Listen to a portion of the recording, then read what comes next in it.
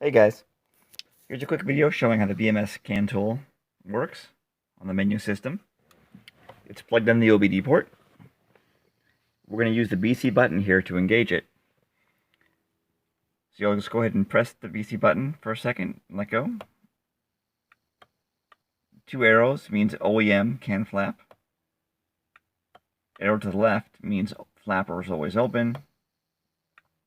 Arrow to the right means flapper always closed, which is great for when you want to quiet the car down.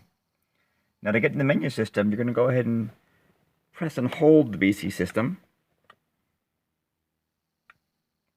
You'll see how the tack went up there to ready, and there's two arrows.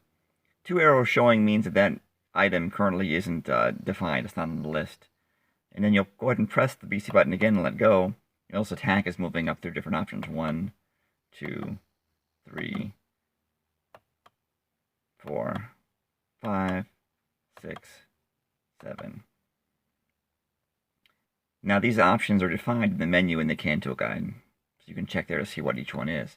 But to show you how to change them, let's go up to, say, menu 4, which I know happens to be diagnostic code delete. You'll see the arrows pointing to the left, which indicates that it's on.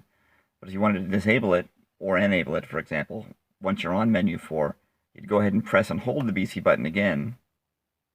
You'll see that it switches sides and then blinks and exits the menu system. Now when we go back in there, by pressing and holding the button again,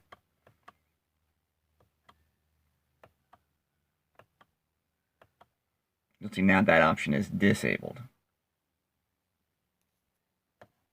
For additional information on the tool, its use, and requirements, you can go ahead and check the CAN tool thread posted at n54tech.com.